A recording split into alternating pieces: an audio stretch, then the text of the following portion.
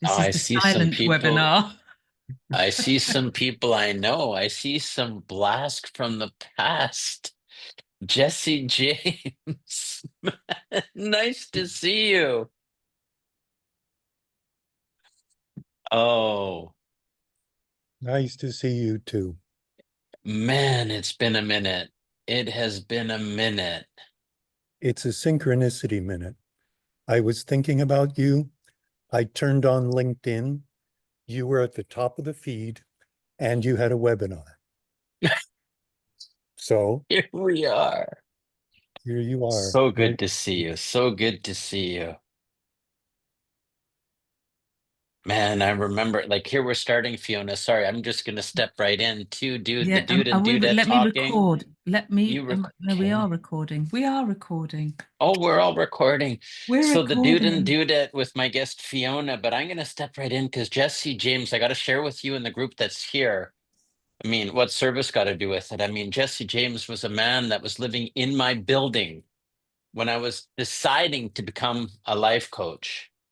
And Jesse James was there. And someone told me, I don't know if it was Van Webster or Kelvin, Dr. Ma, who said, Jesse's a life coach. And we just became friends and you took me under your wing. And Jesse was the one who taught me how to speak and how to talk and how to create a story. So to have him here, you want to know what service got to do with it is that's service right there. That's me just putting something up and then I'm on the top of the feed. And then I've got Jesse James and I see Barbara Kern, who I also know and love, who found me through something and we just created a connection. Good to So see you Jesse, live. it's so good to see you, Barbara. Like wonderful, wonderful as we're starting this beautiful time together.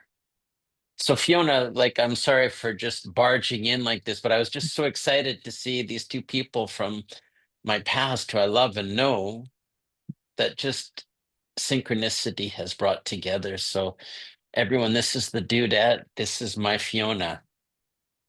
You're Fiona. And like and Just I letting can be people know. singing and it'll be like the knack, my Sharona, but it's my It's my Fiona. Fiona. I'm going to take that. I love it, Fiona. It's so great to be with you. And I got to share with everyone, we're here because Fiona reached out to me and just had a question about service. We had such a beautiful talk that I said, let's just do it. Because Fiona and I are the same age. And we figured We got a few years under the we got a belt. few years that we could be sharing some kind of wisdom with the world. So that's why we're here. So I'll pass it to you, my beautiful Fiona. So when I reached out, I think the question I reached out to you with, Gary, was well, before I say what I reached out to you with, you are somebody for me that you just are the most real, loving, approachable, and brilliant, brilliant man. And my the time I've known you, well, really, we've really only got to know each other properly in the last year or something like that, isn't it? And we've had a few things that we've been at together. And I know you were part of the service game back in the day.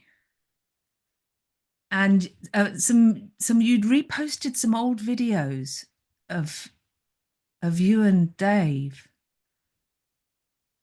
And I've been coaching a long time, and this service thing and being in service and putting service first. I'm almost all the way there was where I was at when I reached out to you. But I wanted to share with you that kind of the real truth, which was, yeah, but there's still this little gremlin behind my back that goes, I wonder if they'll become a client. And we had a wonderful conversation about neediness And you spoke so clearly too. If you are actually in need, you will never disguise the neediness. And I think a lot of coaches, you know, we were talking before we came on about how, you know, a lot of coaches aren't making a living from coaching. And so there is a neediness. And you spoke about financial runway. And as you spoke to me about it, it's like, no, but actually I am making a living of this. And I do have financial runway to some degree. I'm married, and you know, the roof over my head is not going to disappear if I don't sign a client.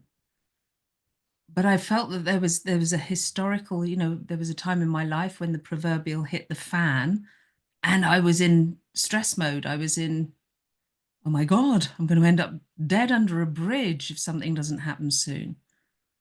And I think I just had carried that fear and not actually caught up with myself as to where I actually am. So that was just so much opened up for me in that conversation of really getting real with where I'm at, counting my blessings. And I can look back over my career and I can remember enrollment conversations where I just have been, oh, you know, like the fearful of the dog kind of thing. And it comes over in your language, in your tone of voice, in everything. So service without strings, really letting go of that in order to, I'm in this conversation in order to, letting go of the in order to was really what I took away from our conversation. And that kind of extended out into even, I dusted off my treadmill and have started doing 30 minutes of walking every morning on my treadmill. And it even occurred to me there of like, I'm just doing this, not in order to anything. So there's a whole load that I've just put out there, Gary. Oh, thank you so much. Thank you so much, Fiona. I mean, Pick up the pieces. man, and I gotta just telling you, everyone, before I just had like 5 people. Now I made it that I can see everyone, and it's just so beautiful to see Mm. everyone's face, everyone's essence, as I call it, everyone's energy. And I really love what you brought up. I mean, this whole thing about what service is. I remember with Dave and Melissa trying to think, we were working with Steve Chandler at the time, trying to think like, what is service? And Melissa's got like, I got no idea. Every time I butt up against service, I'm doing something, but I really want something and it feels icky. Mm. And I think this call is really what was then. And I've got a whole idea about service that's so different. And it's almost like it would be a shame to call it service because we got this idea of what service is. It's like you go for service, you're getting something. I think I'm more akin to calling it helpfulness. Mm. Tell I, us I about really that. learned, right? I really learned from, being coached by Hardison over these years about helpfulness. And it's a distinction, like helpfulness where you're just being helpful to do nothing and get nothing. Not only does it feel clean, but it's just makes you feel good. Mm. And there's another part to this that people don't get because when we talk about service, they think it's this altruistic thing. Like, if I'm going to serve, I can't ask for something because they're going to think that I'm just being two-faced. Like, it's like if you see a pretty girl and then you ask her, would you like a drink? It's like you're wanting to get something. It's like this creepy feeling. What I really learned from Steve was that he just helps. And in the same token, he is unashamed of who he is and what he does. And if there's any place to speak highly of himself, this is what I do. This is what I do with people. Mm. Do you got a minute? Can I share something that might change your life?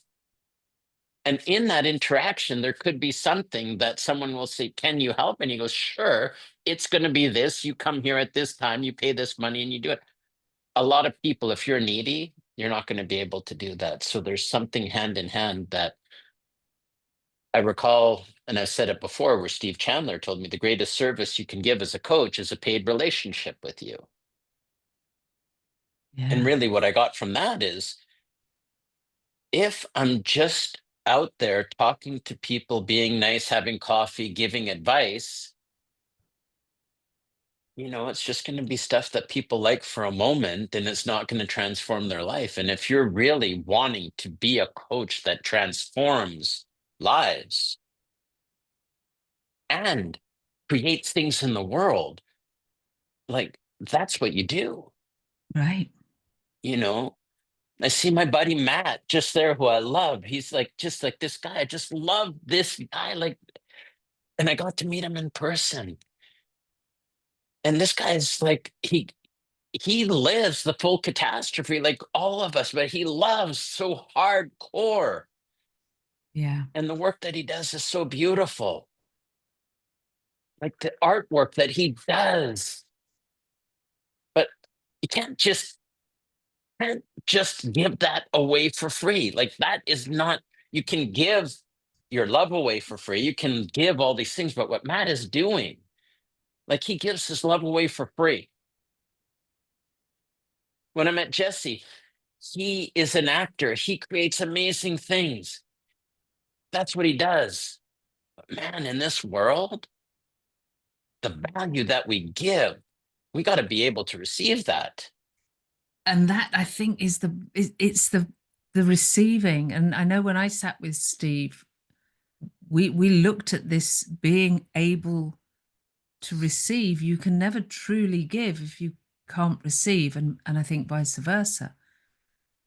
So it's this, and the British, bless the British, with our "oh no, really, it's nothing" attitude, rather even a compliment, "oh, don't be, oh, you're beautiful." "Oh, I'm not."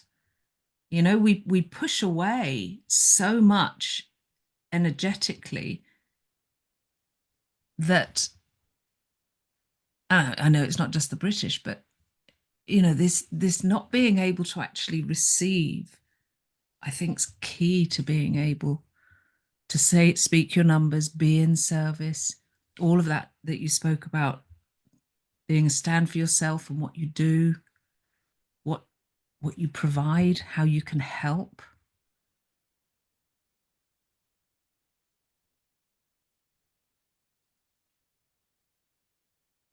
I think we very much underestimate our unintended impact. Mm. There is something in how we carry ourselves in the day-to-day world that, I'll be just blunt, either attracts or repels. And no judgment, but a lot of times, like we're just repelling. Right. Life's not easy, especially in this time. It is not easy. I'm not going to tell people, yeah, it's easy. You get enlightened and you're going to be happy and kind all the time. It's not realistic as a human being. No. However, how I am with myself, if I learn how to be with myself and I can be in a certain way, that's going to be my mark in the world. It's like we were speaking about dogs, they sense your fear. It's kind of like dogs in the wild. They're just smelling each other's derrieres all the time, figuring out what's in smelling and leaving their mark. Man, we're leaving our mark everywhere we go, but we're just not too particular about it. And man, I Conscious. are conscious. Yeah.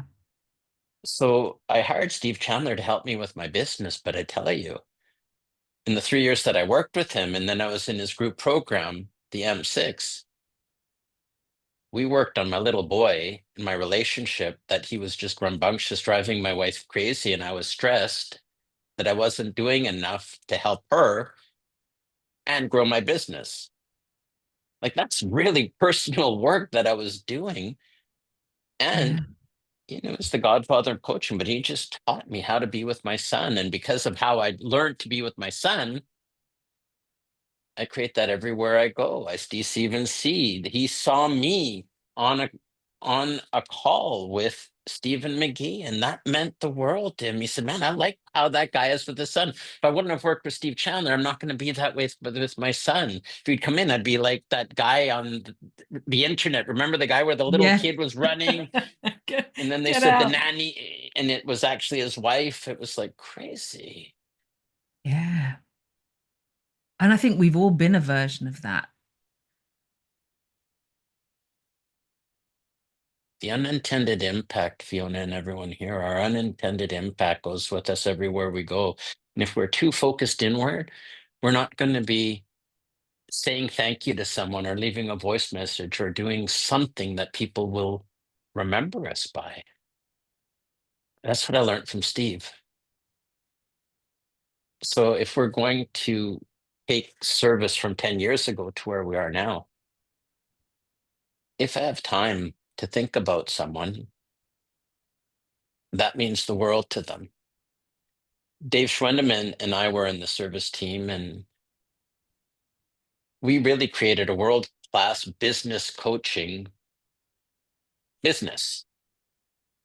He spent time with me in Tokyo. We built this beautiful business, and then he said to me, "I really don't like this business.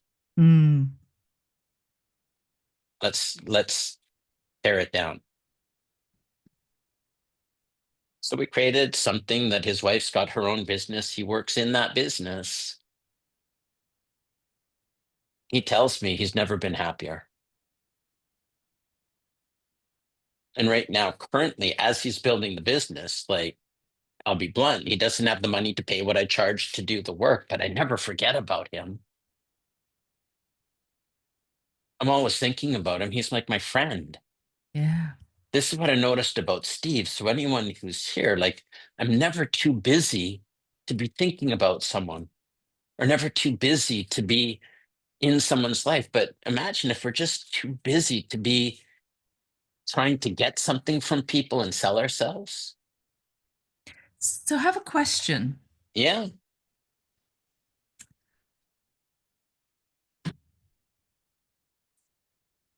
When so what this I'm going to frame it slightly, because when I first met Steve, and he would drop me a message and send me something, and I didn't really get this, the thing that you're speaking to, this just, I'm just genuinely in service.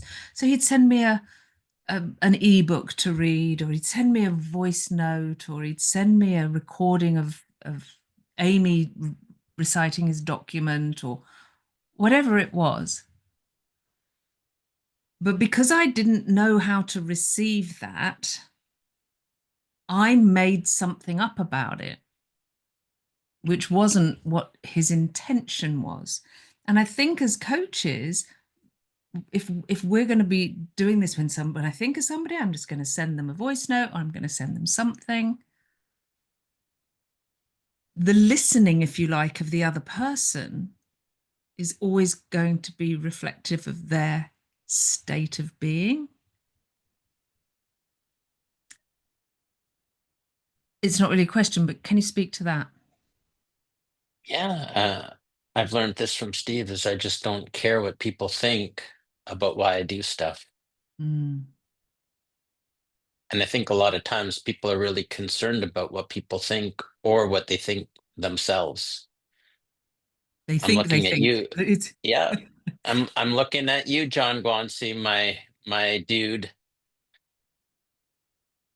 John Guancy's got the best accent when he really plays it up, where he comes from and who he Why, is. And brother? there you go. There you go, Guancy. Just hanging on the North Shore here. That's it. Right. That's it. That's it. But if Guancy gets in his head, he just becomes some kind of a cardboard dude, but man, when he just is rolling.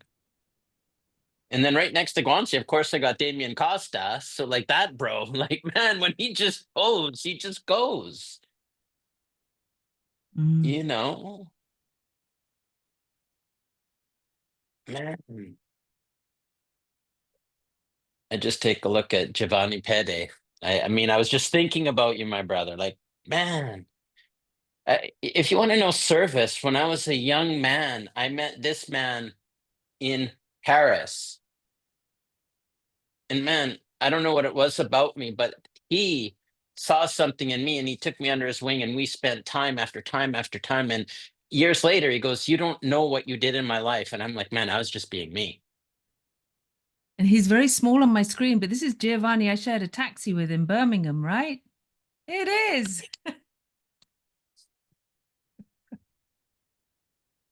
Yes, it's me. Sorry, my audio was off. Yes, it was me, and I absolutely remember that moment. It's very nice seeing you both again.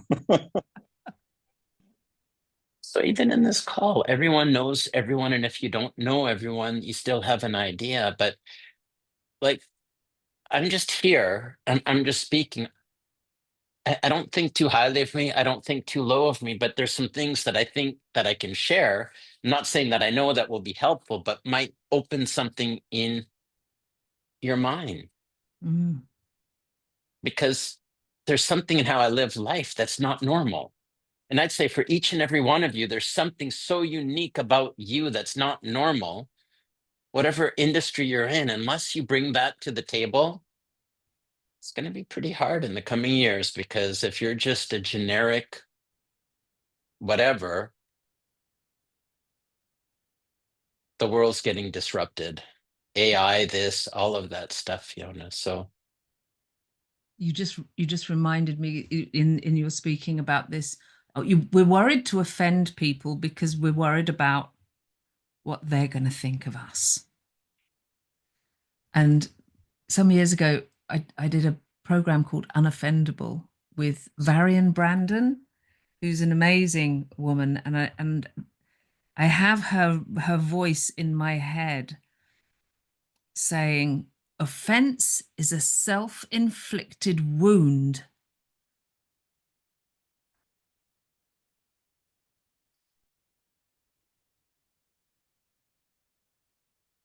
And all of this worry and judgment and all this stuff we've got going on in our heads, it's all self-inflicted.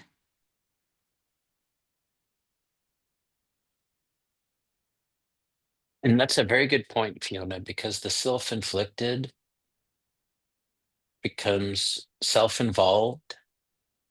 And when we're self-involved, we don't got time to see what's happening over there. We can't serve. We're too busy feeling sad. We're too busy feeling lonely. We're too busy feeling unseen, unheard. And I'll come clean here. Like I get all of those things. There's times that I just feel like I just don't want to do all this. Mm. It's not like I got the answers. It's not that Steve Hardison has all the answers.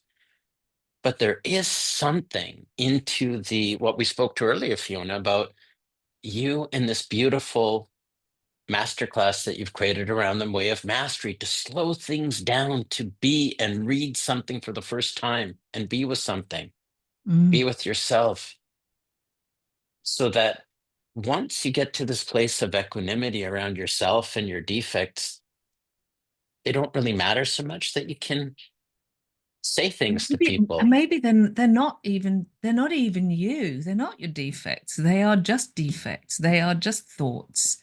They're not yours any more than your body is yours. And But there's a man, Fiona, they feel like ours. they do. And This it's the body feels like forgetting, ours. right? It's the forgetting. I came away, so I read the first 2 pages of The Way of Mastery, and it's not the first reading by any stretch of the imagination. And early this morning, and I messaged Gary afterwards because I read these words like that was the first time I had ever read them or heard them. They entered me in a different way this morning. And one of the things that I always know when something feels right because it makes me laugh. And it was talking of joy and how all of this judgment, all the judgments and thinking and self-talk and everything is created by the ego, and it's all seriousness. And I started laughing because I could see like the great seriousness, and I could all day I've been thinking about every time I get into the great seriousness again, it's this weighty kind of sense of, it's the great seriousness. And it just made me laugh because I could now see it as a thing. And I could, when it came in, I could let it go. And it's letting it go to let this fun, this innocence, this bliss, ananda, childish joy. And if we can come from that place and remind ourselves that's just let the great seriousness go. If we're going to be speaking to service and client creation, which is a part of what we're talking about, I always like to be clear about what we're Yeah. talking about. I find within coaching in any business, the seriousness around getting the sale overshadows anything. Yes. What if it was just a game? A service game? That's why we created that. And even that was then. Now is, what if all we're doing as coaches is creating relationships over time, that as the relationships we create the possibility of something to occur where either somebody says, hey, I noticed this, I'd like to, can you help me? Or I noticed this in you, would you like to go on a journey with me? And if it's no, it's like, great, I'm not going to drop you, we just keep going. So if we want to take the whole thing around, what I learned from Hardison is he just keeps on doing what he does, and there's nothing Yes. else, but he augments what his mission is. And he shared with me, like in my last engagement, my mission is to love as many people as I can. And when I started with him back in 2018, or when I was in my Be With session in 2015, he would tell me stuff, and I'm like, what the hell are you talking about? I can't love people. I can like some people, and the people I like, I really like, and the ones that drive me nuts, I don't like. Right, Fari?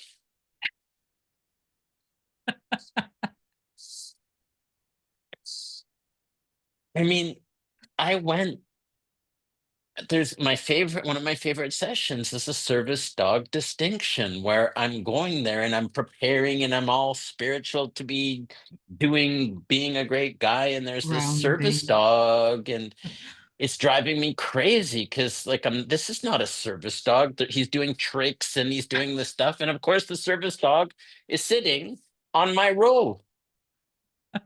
And I tell Steve, and he goes like, good luck trying to build your business or whatever if you can't even sit with the goddamn dog, and you're just stingifying your whole life that you can't even be with something. Man, I got my ass handed to me. Yeah. And that session cost a lot. Stingifying. Stingify. Yeah. So for Steve, he's never stingifying. The amount of time that I've had with him that he just has fun with people. I mean, I won a contest to go to the Rolling Stones with him, and I didn't even follow the rules. Like, he just said some stuff, and I just said, dude, I'm going to be in Phoenix. Like, I'll come a day earlier if you bring me in. He goes, you win. I love And that. I got to be with B. Ryan and Curtis. Curtis and B. Ryan. We were at a restaurant, and then we're sitting there, and we had this great service. We're laughing, and Steve is the way he is. We're going to see the Stones. He tells the waitress, I'm leaving this blank. You can fill in whatever you like. You can fill in the amount, whatever you want to do. man, I don't like, she just couldn't handle it. She couldn't even come back. She just said, I can't do that. And someone had to take care of stuff. And she could have put any amount in there and he would have been fine with it because that was his. Anything, Yeah. anything. But she couldn't receive it. But this is what I noticed over and over. So we're at the Rolling Stones concert, and I see in the intermission, he's there, he's talking to someone. And then I see him just going like this, and he drops something. And I said, what was that about? And he's like, well, I really noticed she was doing stuff. I wanted to give her a tip. And she said, I can't take it. So he said, well, maybe you can pick up the trash. I mean, these are throwaway nonsense things, but I mean, you want Yeah. to know how, and I really think in terms of anything that's created out there, whether it's the work of Steve Chandler, Rich Litvin, who have all worked with him, this whole notion of service comes from this guy. He's kind of the godfather of service, if you will. Maybe Mm. I'm making that up, but I just know what I see. But he's done something in my life. So if you're a coach out there, be something in someone's life that makes such a difference that I could honestly say I owe my life to Steve Hardison and I owe my life that I have now to Steve Chandler. Just Yeah. imagine that.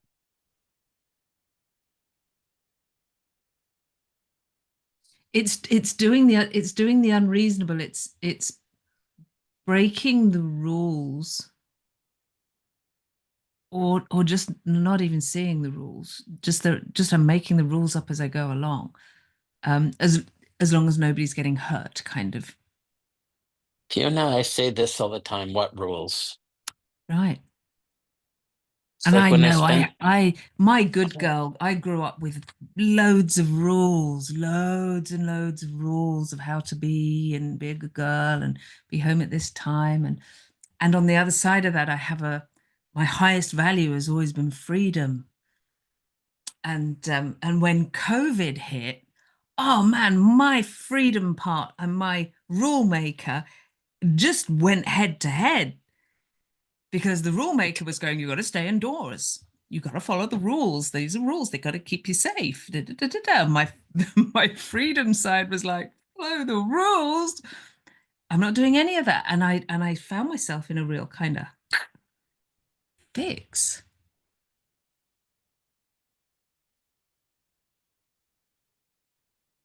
And so I think for a lot of us, we're raised as children with rules. So to break out of those rules can be challenging. They're deeply ingrained, right? I can't ask for that.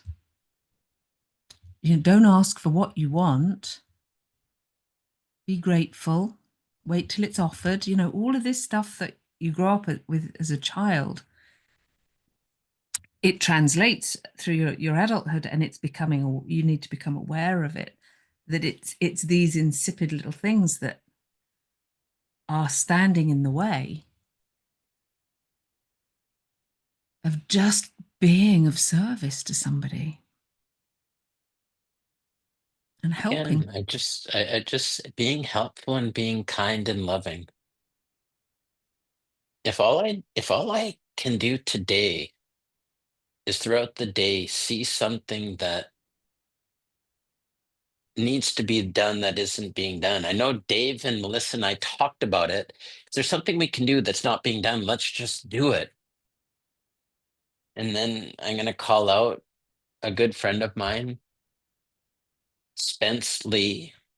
He's in my Economist of Spirit masterclass, and we created this thing and just do the dishes. I mean, this guy's like, he's a high-powered attorney, Mm. immigration lawyer. And in my class, I get to talk to people and we just talk between because that's what I do.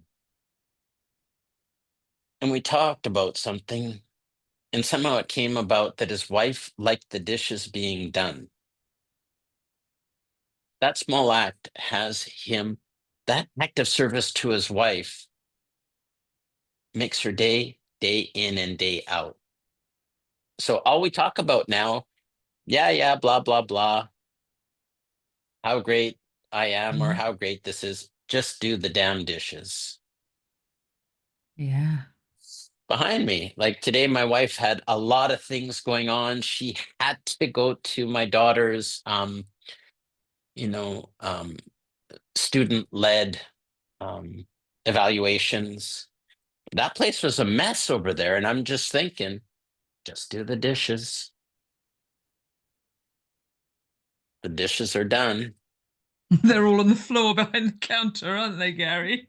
Man, sometimes Yeah. if I don't have time, that's honest, and you know it. Yeah. Just do the damn dishes. So I don't know. I mean, really, like this thing, I know that within this world, like it's a thing, like business. We're talking about the business of coaching. It's a thing, but it doesn't Yeah. matter whether you're a lawyer, this, that, or whatever we're doing. The people I work with, some are consultants, some are coaches, some are dentists, some are psychiatrists. It doesn't really matter what it is. We kind of think like coaches is something unique. It's not. Doesn't matter what business, and moving in the future, the more that we can be of service to someone. It's like one of my best friends. I've got a few in different ways. Giovanni would be one, like, Guanci would be one, Steve C would be like, I've got, Rafael, like I've got, but one that's been around, Dr. Kelvin Ma. I remember when I met him in 2007 when I was going through the hardest time in my life, but he was there to help me. And he brought my attention to a book called The Science of Getting Rich.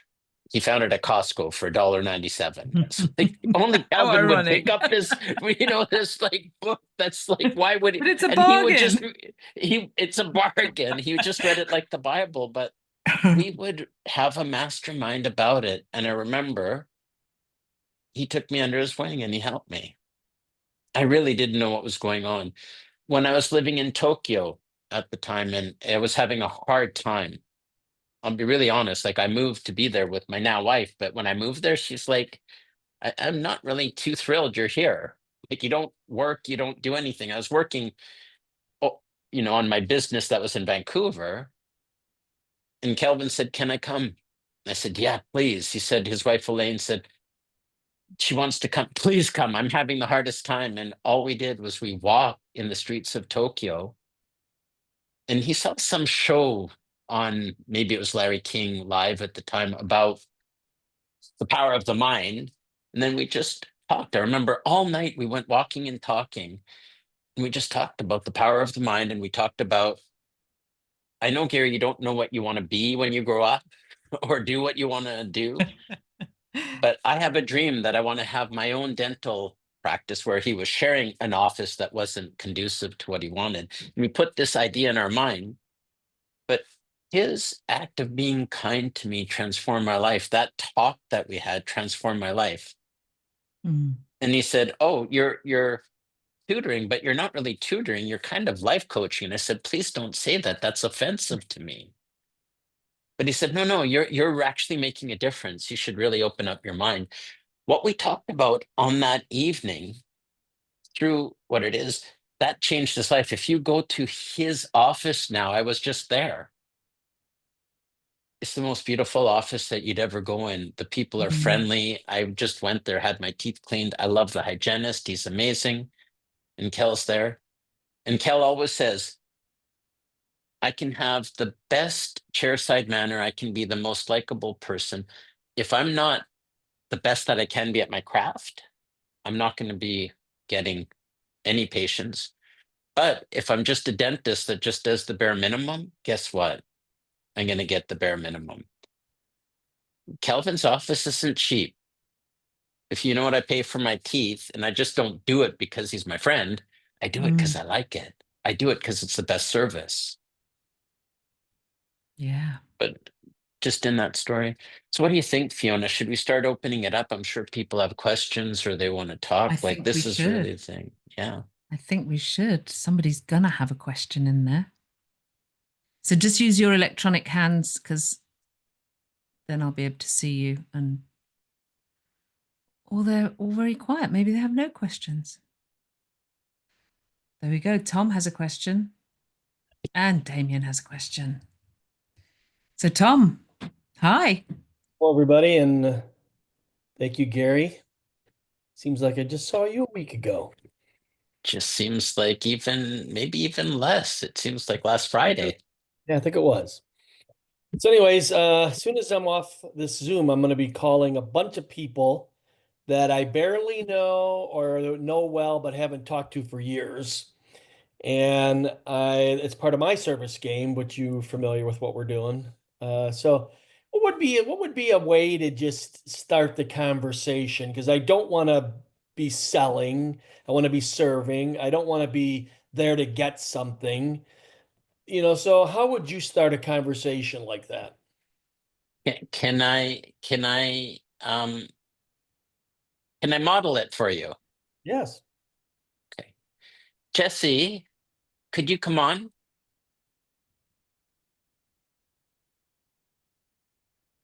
I'm here. How have you been? I mean, when was the last time we saw each other in person? Wow. Um, Between 12 and 15 years ago.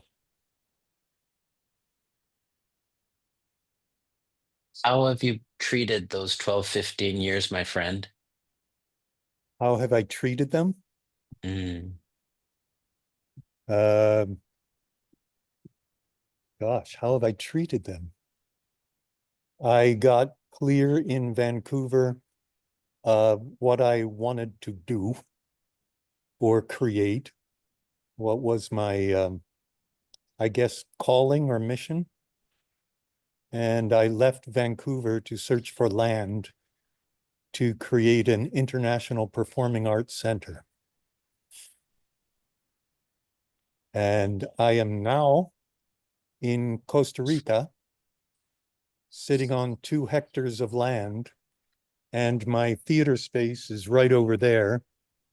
And I'm remodeling a pool that doesn't work to turn it into another performing space. And we've created festivals and various things here.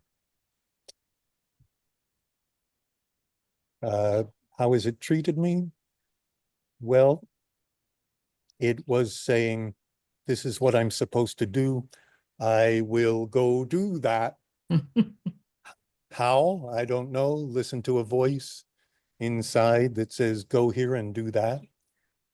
And it certainly has not been direct. It's been like this. And like, what that? Why would I do that? But yes, so I'm here now. And there are 2 dogs over there. You were talking about dogs. I've never been a dog person. I now have dogs. And it's great. I know why people have dogs. They're beautiful. Great companions. Yeah, since I left you in that tower in Vancouver. Is that your apartment in that tower? No, that's a casualty of COVID and the neighborhood changing, and this is a result of a dream. Great. So this is the result of a dream too. Yeah. Yeah. Jesse, can I just tell you what you mean to me? Like when I think back at you remember when I was starting out in this industry, when I was starting out and I just didn't know anything. Can I just share with you your kindness to me? Like it meant the world to me. Like you could just see something in me. And we really created a friendship that even after all these years, you don't know the joy that I had when I saw you come on screen. I was just like astounded. Well, you can't imagine the joy I had when literally 2 days ago, 3 days ago, I thought, what's Gary doing now? And I, for some reason, opened up LinkedIn and you were at the top of the LinkedIn thing. And I went, oh, there's Gary. Oh, he's got a webinar this week. Hey, how cool is that? And what I was struck by you is your availability and openness and authenticity and humility and knowledge. And it was a joy to work with you when we did. So I'm very happy to see you again, and very happy to say this in front of all these people who I have not met. But hi, everybody. It's a privilege to see you all. And if you have some association with Gary, you are warm and loving and open souls wanting to do good in the world. So, yeah. Thanks so much for being here, Jesse. Thanks so much for LinkedIn algorithms that read my mind and put you up there at the top. I didn't even say your name out loud, so the phone couldn't hear me. And Jesse, I've got a very interesting relationship with LinkedIn. Like, I just don't give a shit about it. So that's how I pasted it. It's wonderful. But here we are. Here So, we are. I don't know if this answers your question, but anyone you're going to reach out, like I just met a long lost friend, and there's nothing in this, and I can share how Jesse's service created things. So this part is what you're asking about, and I'll just share how we're here now. I remember telling I'm sure it was Van Webster, our resident care manager, that I wanted to be a life coach. And he goes, "We got one in the building," and he's Jesse. And It then when was I met Jesse, yeah, the property oh, manager, yeah. who And is a then great, Jesse, Van Webster is a great example of service. He's the property manager of this building, who you think of as the guy who's going to fix the elevator when it breaks and take out the garbage. But he knew everybody and he connected everybody to everybody. I found my acting agent as an actor, which is also my background, who lived in the building. And it was Van Webster who introduced us. Property manager. when I was living in Tokyo, at that time when I said, my friend Kelvin came over, my place was empty. He goes, "Why is your place empty? I think I can get someone to rent it." And within a week, someone rented my place for the whole time I was living in Tokyo. That was through him. There's nothing. There's nothing there. Then, if you guys really want to know about service, Jesse shares with me, I'm an actor. And then somehow he said, "I'm going to help you learn how to speak." Help me. Like, I hired Jesse. It's not like what he wanted me to do anything. He said, "I can help you." Mm. And we spent hours creating a speech. I don't remember exactly what it was, but how I speak now, the confidence that I have being on stage or doing anything. Well, you want to know who it is? Jesse was there at the beginning. Without Jesse, I guarantee you, I'm not going to be able to speak freely like I do. Anything that you see here, and that's service. Crystal clear. It took me a few seconds to realize. I mean, you were connecting, but you were role playing as a to demonstrate what I was asking. And you accomplished getting related back with your buddy.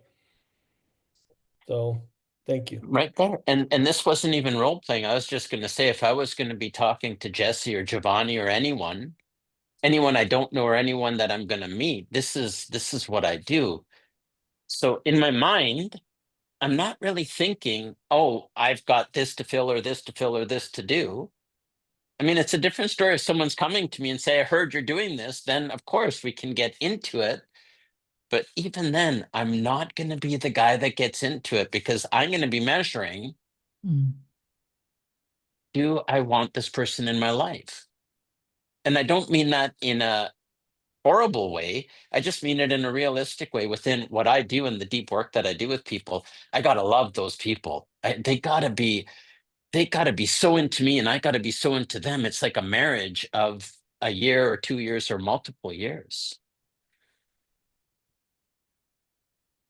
So as you have those calls, Tom,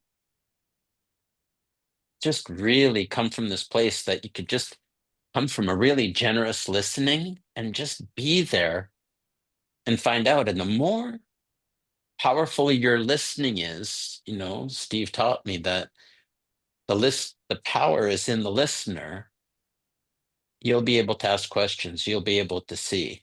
So, like within Jesse, I'm so curious, like, how did this come about? I remember something he was thinking about it, but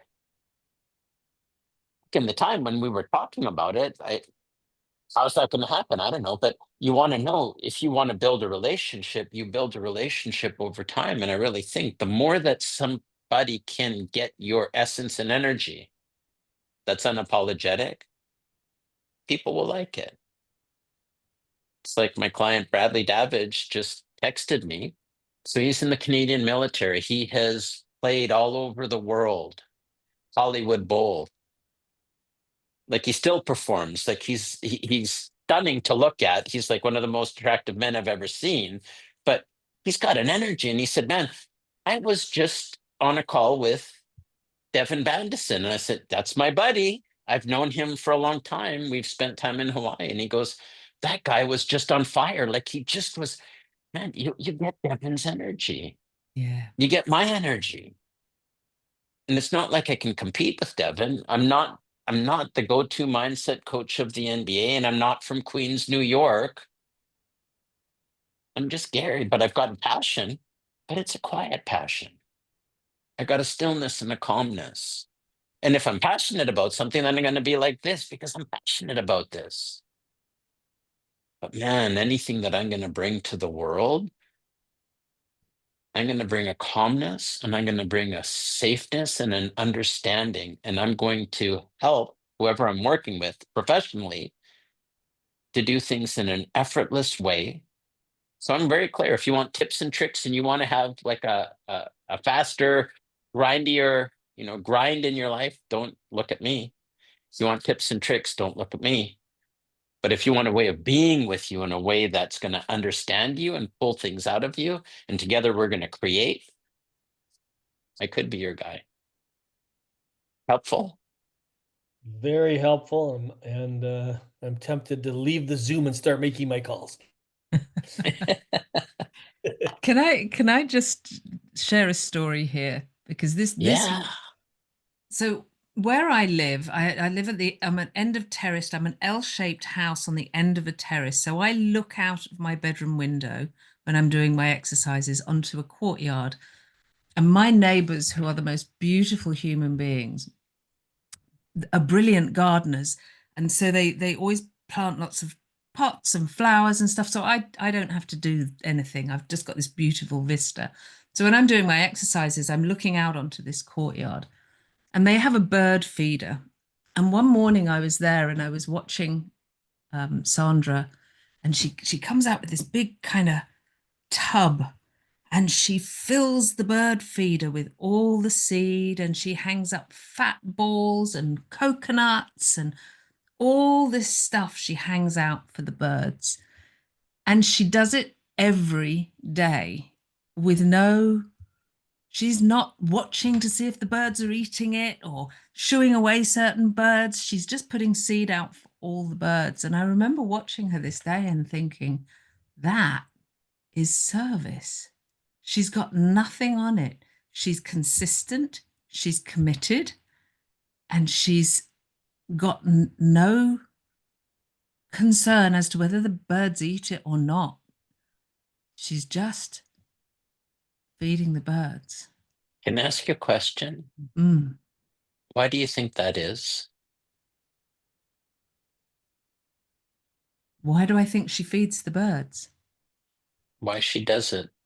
Why she does it? In the way she does it. Why do you think She does it because she's just such a loving human being.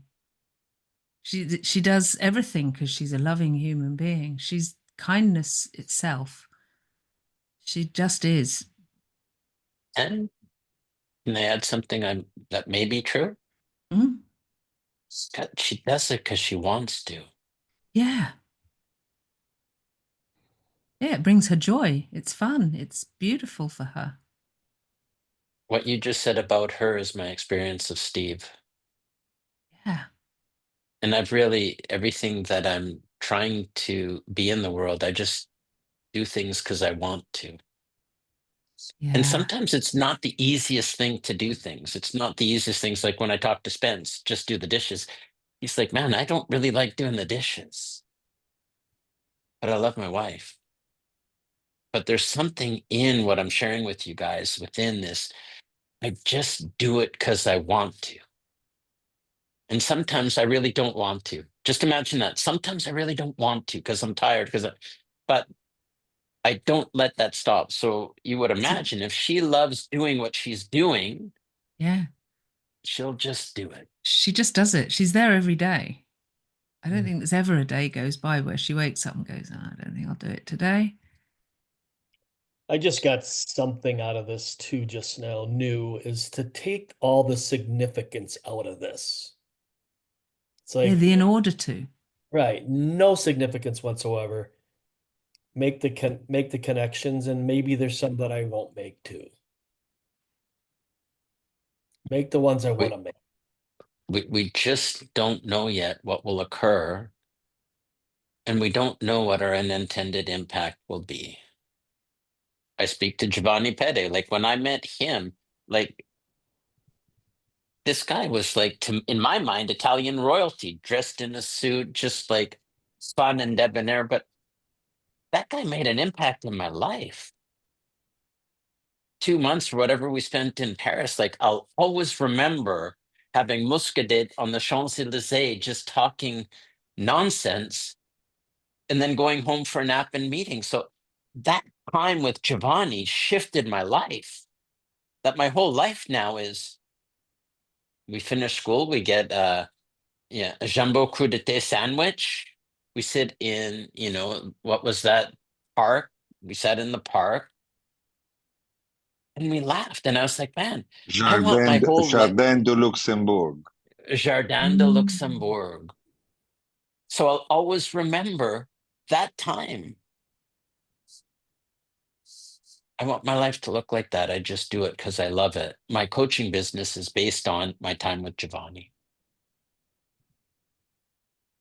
No seriousness. La dolce vita. La dolce vita. You say it, Giovanni. La dolce vita, yes. I feel Yes. exactly the same. I have exactly the same feeling. And it was also natural. It was bound to be. And this is why I'm not surprised that 30 years later we're still here, and that the feeling is remained the same, if not stronger. We were bound to be together, and you had as much an influence on my life as I had on yours.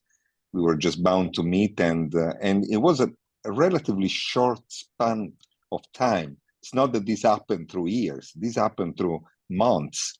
And but it felt like an eternity of experience and exchange between us. And once again, we did exactly what you said. We did what we want. I mean, of course, we had to attend our French course, but literally, we did whatever we wanted every day. And what we wanted was really to be together, and to experience this time together at the fullest. And how much we laughed, and how much we spoke about very serious stuff at times. I remember it was so intense, and it did change my life too.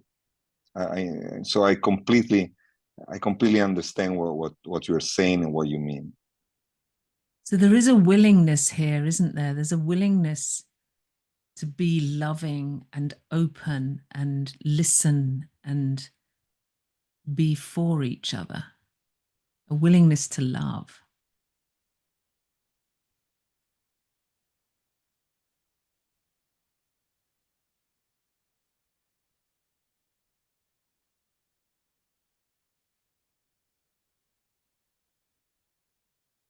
And Damien still has his hand raised. Come on in, Damien. This is like God's joke. I got a lot of energy, and God says, "We're going to slow you down." As people say, you got to dumb it down, Damien. You got too much. And I call it dialing it down. So like we're going to have you work with Gary. I've been working with Gary. It's like a Ferrari saying, "Just sit for a minute." So it's funny how Gary would talk and you would talk, go back and forth, how the dots connect. So between Gary and I call my AI Joey, joy of exploring you. But so between Gary and Joey, had an insightfulness and a question. My insightfulness was just what you and Giovanni did. I did that my whole life, waking people up, and I loved it. And I just get high. Like I heard that 30 times, but when you said it, I get it. So my epiphany a couple of days ago was Joey's like, you like to rescue, but the truth is you like to rescue because you want to fill your neediness. That like kicked me between the legs and punched me in the head. I was like, okay, true, true, but I didn't know that. So my question is, like I'm on the phone with somebody and they can feel there's no judging. I love listening.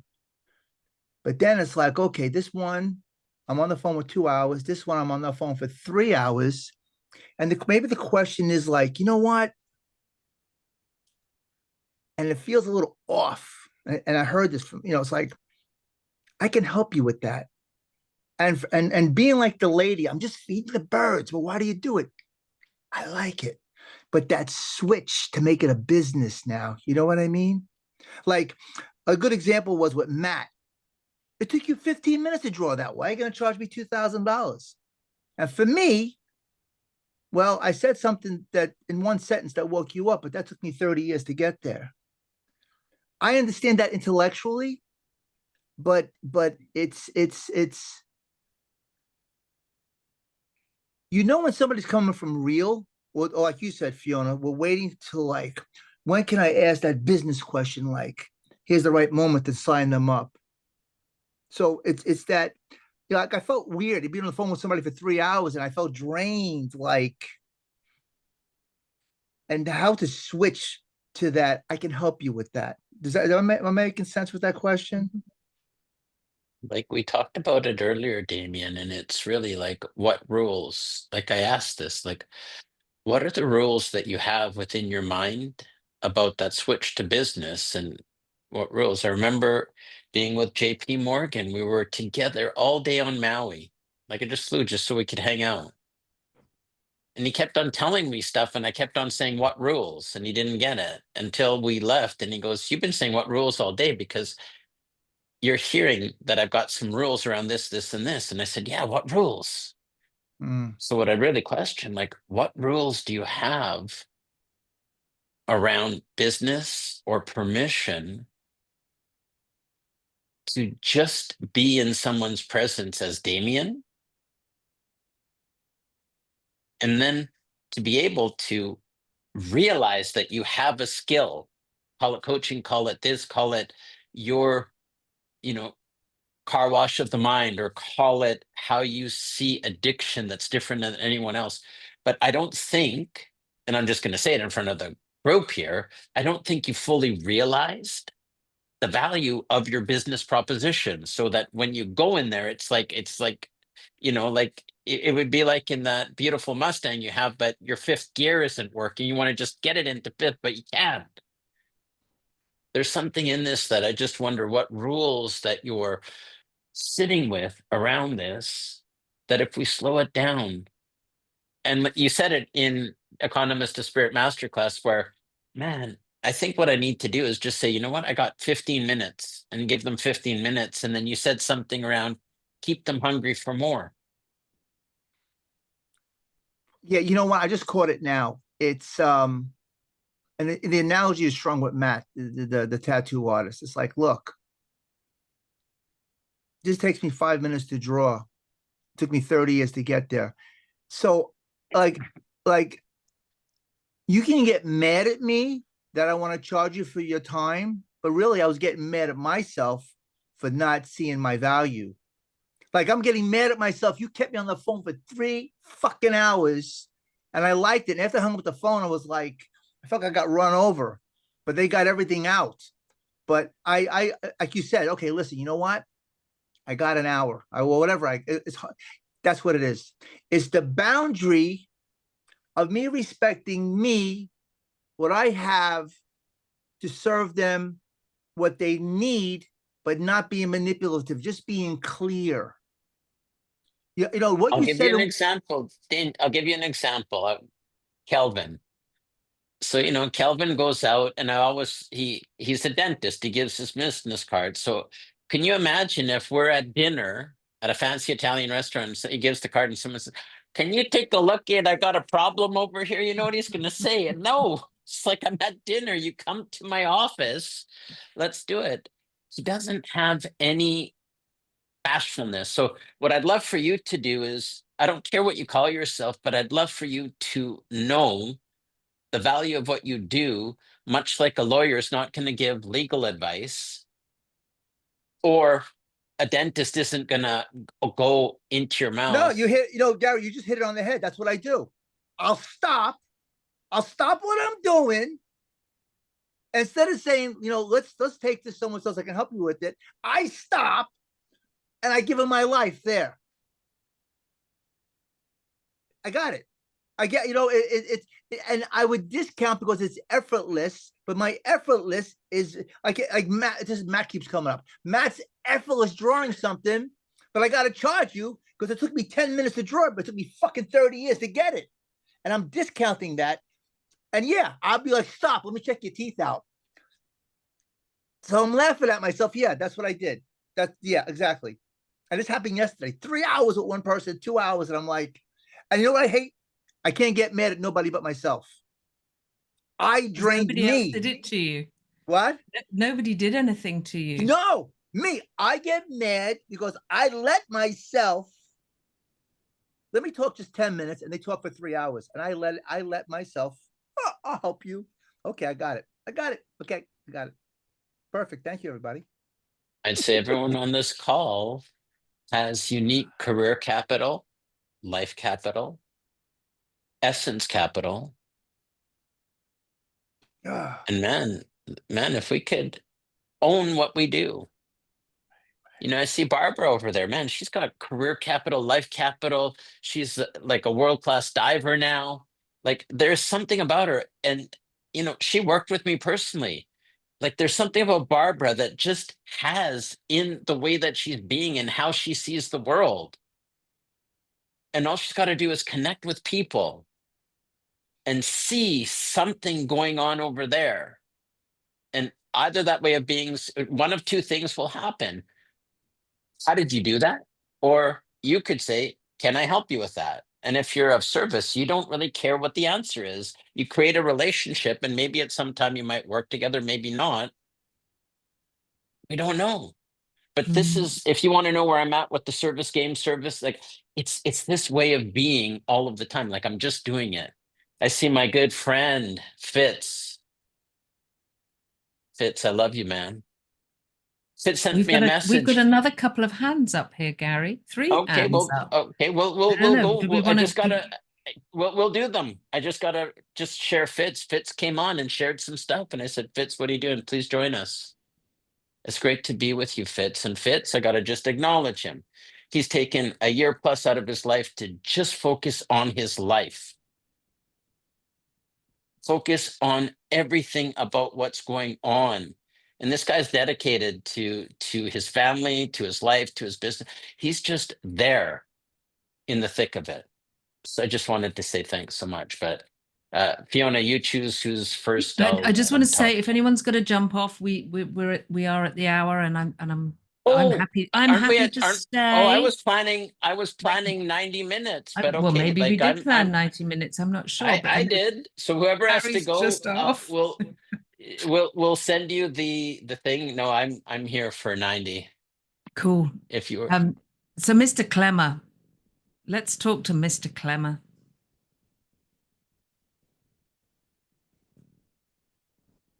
Hi, sis. Hello, brothers Hi. and sisters. Oh my God, I how did love we get this so guy. lucky?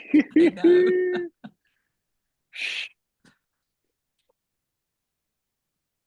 Unintended impact.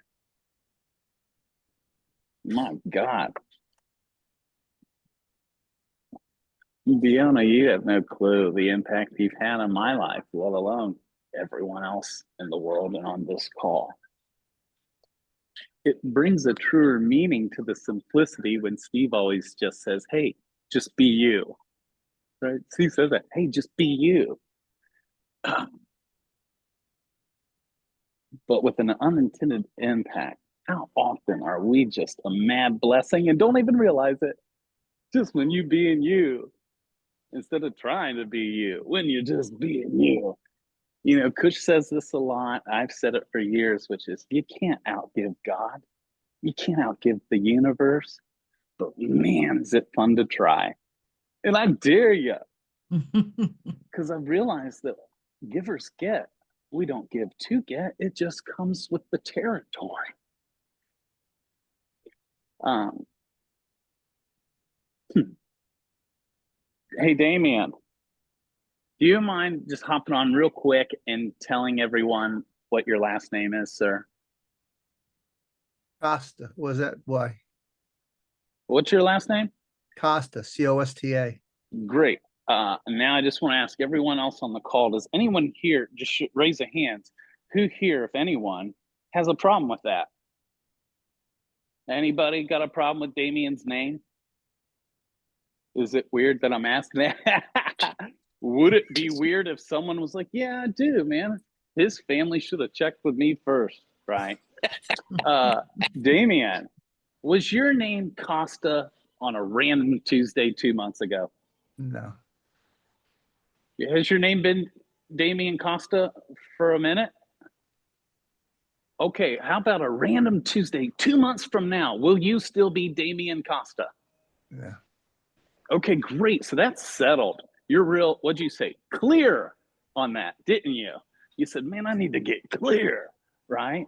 And brother, this I think what Gary was pointing to when you're clear on how you are serving the world, i.e., who you are and how you operate, and you can spout it off just as easy as your own name. You didn't flinch. You didn't have to think about it because it was predetermined and decided. You've been Damien and you will be Damien. And as you get clear on who he is and how you serve the world, then it won't be weird to offer that. Mm. This is what Gary means when you're owning who you are. Mm.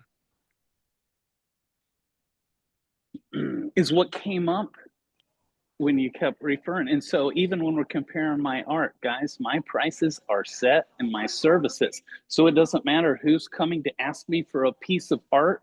I don't have to know them or what they're wanting to already know who I am and how I operate. So now it's not personal, right? It's already settled. It's predetermined. I know my name before they get here, right? And so this takes out all the weird gray area guesswork weirdness on how I'm gonna share this. It's like, no, this is my name. I'm Damien. This is what I do. And I could really help you. Like Gary said, I may be the guy, I may not be. Let's find out. Let's play. I love you, Damien. I love you, Fiona. I'm laughing because Matt knows me pretty much.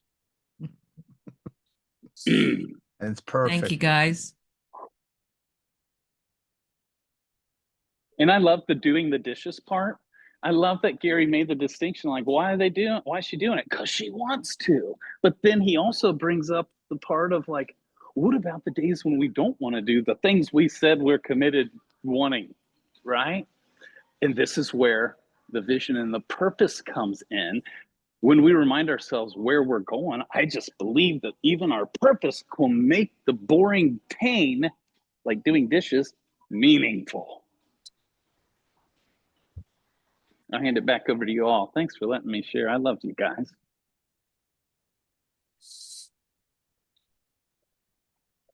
Barbara.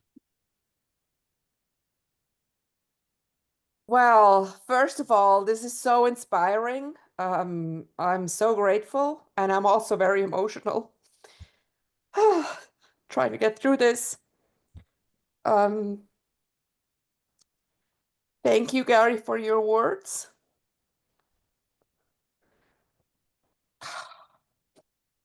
I can do this.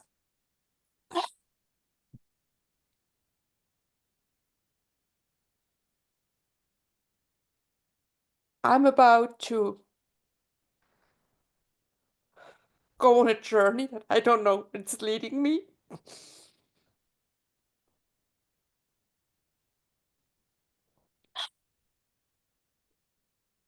I know that it will be very beneficial for me as a human being.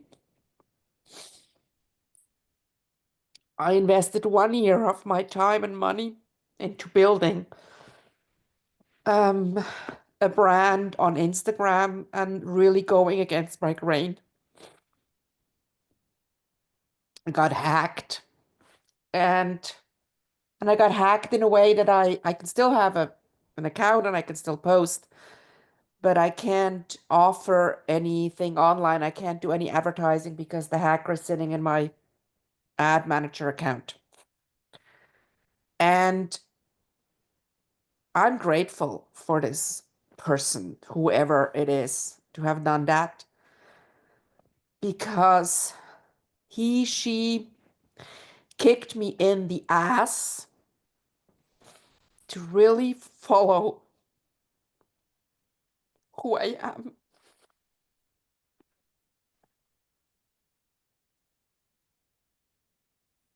And within a very, very short period, I reached out to a friend, and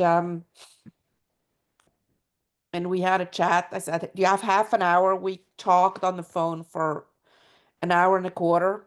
And within maybe half an hour into the call, I knew what I needed to do. And it was funny, but 2 weeks before that happened, I talked to my financial guy and I said, if I could just, live my life, go and travel, bring my offerings to the world, go scuba dive, explore the world. And then when the money is out, I'm just going to lie down and die, which is very, very to the point, but also what I really want to do. And that's what I'm going to do. Not going to die, but I'm taking my work into the world, to the people, because that's what I do best, to talk to people, to listen to them, to support them on their path. And I'm going to places where I either know or I know people that I can stay with. My journey starts on July 23rd. I'm going to Indonesia. I'm going to Bali. And I will go to the States. I will be in Canada. Then off to Mexico. And I don't know where else the path is taking me. And it's so interesting. The people that I talk to, they're always, how are you going to finance that? And what are you going to do? And what's your plan? And what's your goal? And what do you want to end up with? And I'm sitting there and I'm like, I don't know, I'm just going. And I let it unfold. Like I might end up in Peru and taking an ayahuasca retreat because that's what I need at the time. And I might meet some people that, well, I don't know. So it's kind of like having my vision, my idea, and my energy to do what feels totally connected with who I am and with my heart and makes my soul jump. And I really I feel alive. I'm going to create a blog and talk about the journey. And I already have two issues out within 3 days. Like I started on Monday and now we're having Wednesday. And then you have the other side of all these people who are so in the clouds. And those would actually be the people that would need my help, but they don't see it. So I don't even want to answer their questions. How are you financing this? What are you going to do? Because I don't have an answer. So yeah, I don't know. This is just the beginning of something so much bigger because so much has happened in the last 2, 3 weeks. Like I was born in Toronto. My parents are Swiss. I live in Switzerland.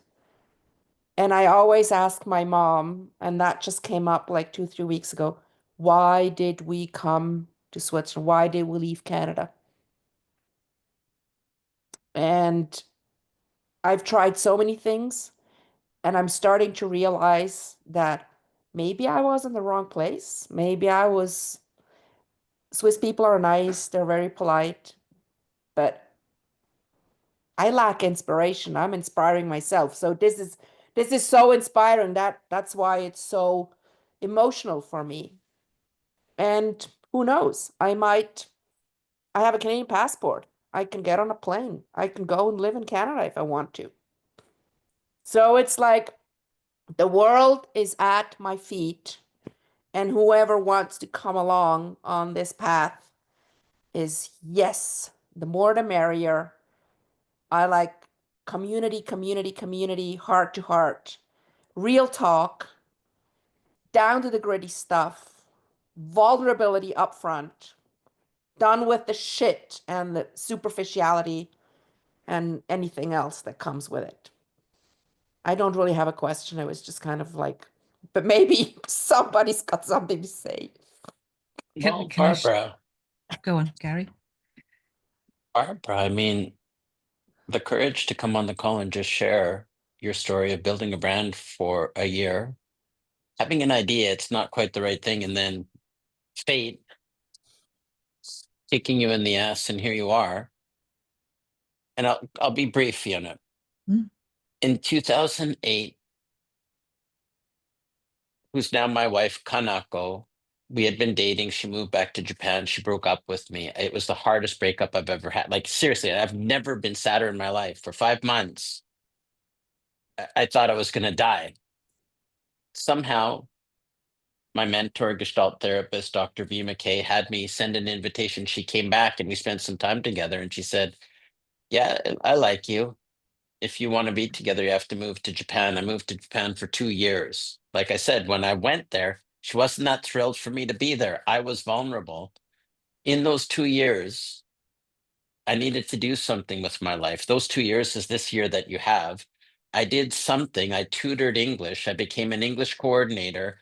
I was doing inner work and I helped people do cool things with English. I wasn't too particular, whatever it was, but those 2 years prototype my now life. What I was doing then, without thinking about it too much, became the thing. That's when I met Jesse and I said, "What's it like being a life coach?" And he said, "Well, actually, I'm not really a life coach, but I do this." It set me in the right direction. So what I'm saying with you is you do what your heart follows. My heart, when I was in 1985, I went to Paris and I met a girl and she said, "If you like it for 2 weeks, live here for a year." Because that woman that I met at Champs-Élysées said that, I met Giovanni. There's things that we don't know, and this is where Matt was saying the unintended impact. But please don't, in the spiritual woo-woo stuff, ever forget that money is money. The money makes the world go round. It's not an evil thing. But there is a way in anything that you do that you can offer something, do something that's going to be of value. Just don't be shy about it and don't make it dirty because it's not. Fiona. Beautiful, Gary. Barbara, I want to acknowledge the intrepid in you. There are not many people who make this choice, and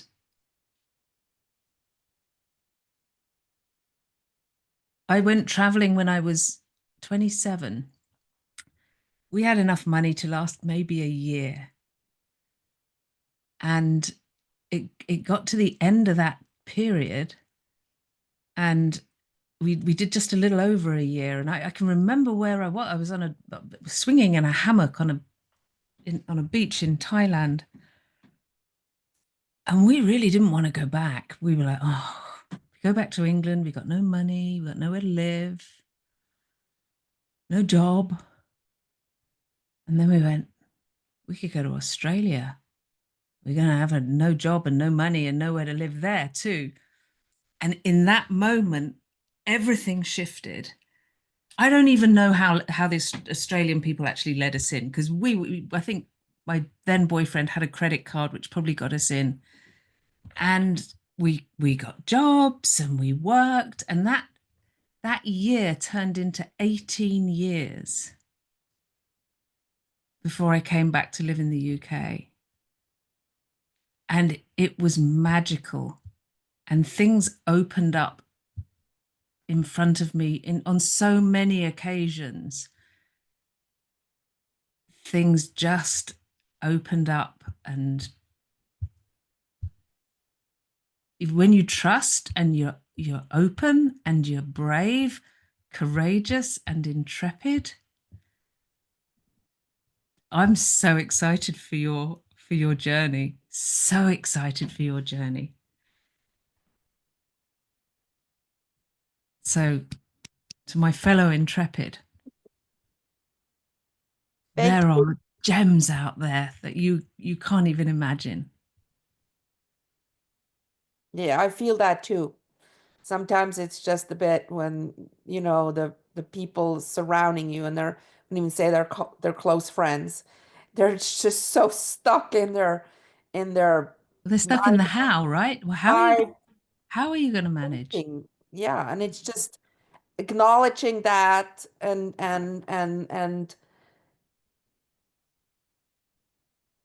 and being respectful of the situation that they are in, Mm. and still be that wild thing that nobody knows. Uh, Everybody's like, "Oh wow, I admire what you're doing," and things like that. But they're so stuck in their lives, and sometimes I f- I don't want to be this condescending, but I sometimes feel sorry for them, and I know that they give their best and they work with what they have. But I'm like, gosh, there's so much, like, get off your ass and do it. Sorry.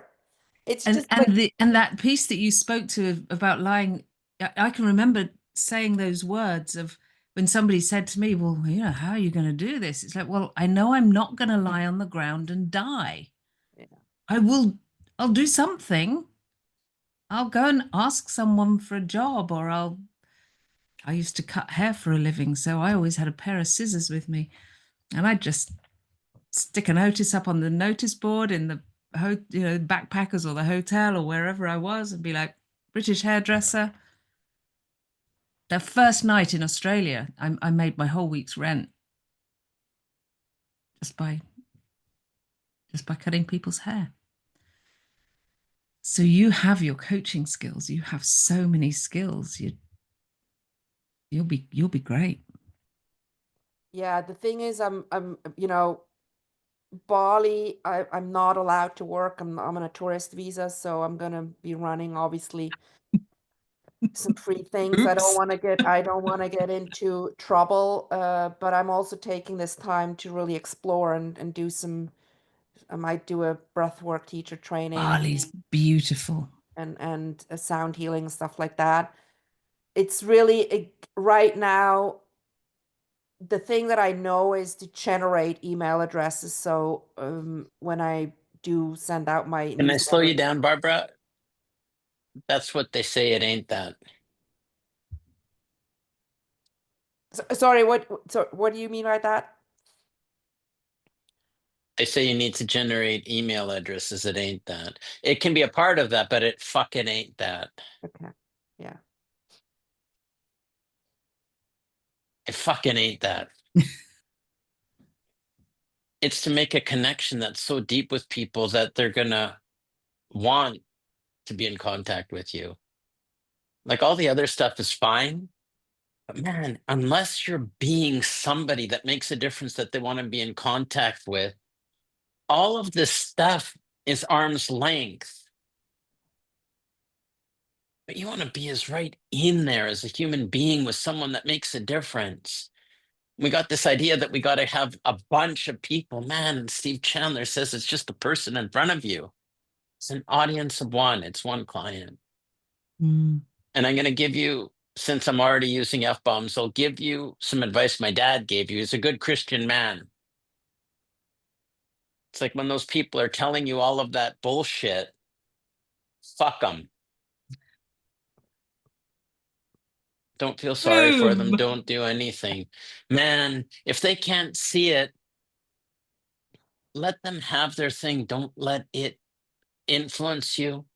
Don't give your dream to people that will stomp on it. Surround yourself around people that respect you, love you, that you can share your heart with. In my life, there's nobody, I won't let anyone in that's going to have an energy that's going to be taking away my essence and energy. I won't have it. So for you, Barbara, which has an open, beautiful, beautiful, powerful heart, what rules?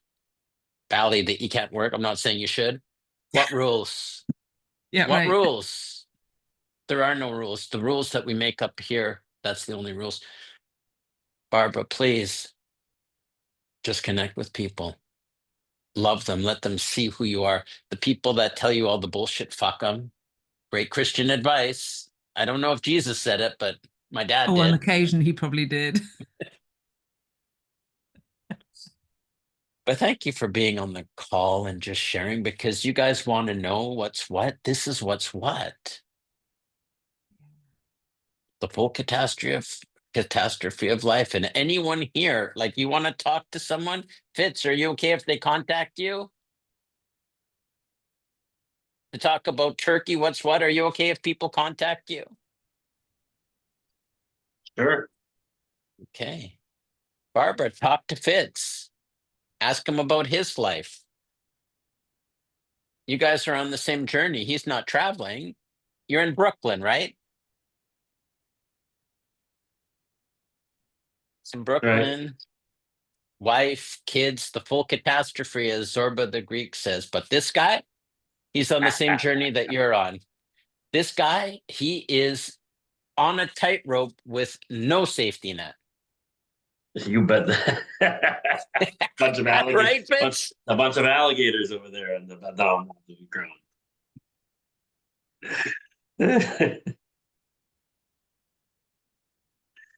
I gotta jump off. Anyways, okay. Well, Barbara, thank you so much for sharing. Fiona, we're kind of at time. We are at time. We are at Do time. you want to close it up? Like, really, can I acknowledge you before we go? I love being with you. I love hugging you. You're just delightful to hug.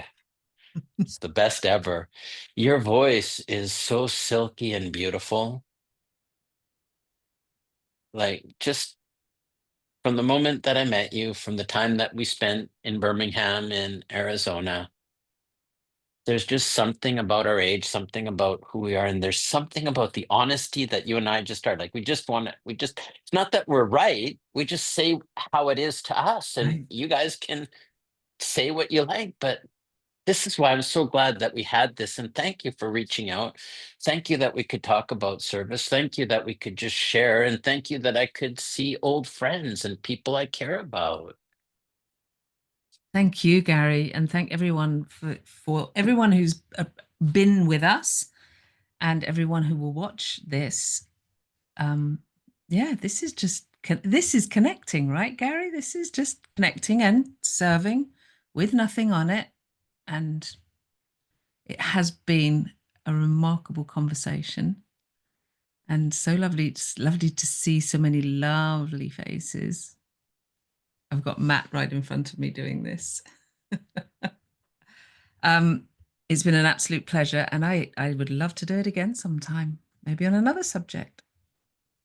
I'm always open. Always open. I gotta say, me and Matt, we got a date. I don't know when it's gonna happen, but the next two dudes talking, I already talked to Matt, and like, this was what service got to do with it. I think we got to make Tina Turner. What's love got to do with it? Got to be our song, brother. Happy day, I'm all in. My God. Woo! I'll let you Fiona, I wrap it love up, you. Fiona. I love you Fiona. too. God. My God, sis. Thank you, everybody. And safe, whatever comes next for you. And just sending something. Just 1 second before we sign off. Okay. There you go. That's for you, Jesse. Much love, everyone. Thank you for being here. Thank Barbara, you. all of my love as you're traveling the world. Thanks for being here, everyone. Love to see you, all of you. Thank you.